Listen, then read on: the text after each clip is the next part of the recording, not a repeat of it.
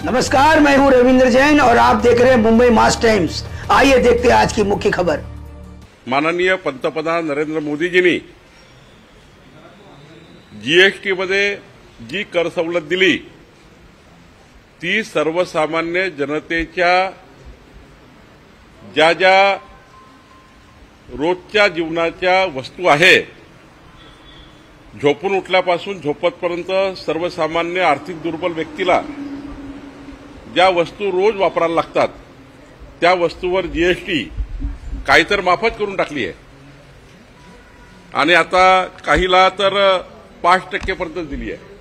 त्यामुळे सर्वसाधारण व्यक्तीला जर ट्रॅक्टर आता बघितलं तर 70,000 रुपये कमी झालं, आपण कार बघितल्या त्या 80 हजारांनी या ठिकाणी कमी झाल्या।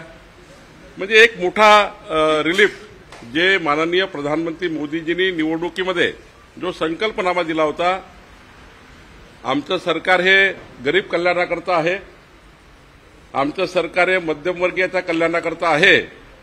आजच्या या जीएसटीच्या नवीन रिफॉर्म्समुळे संपूर्ण देशामध्ये नवपरिवर्तनाची एक लाट आली आहे आणि सर्वात महत्त्वाचं काय, स्वदेशीचा वापर।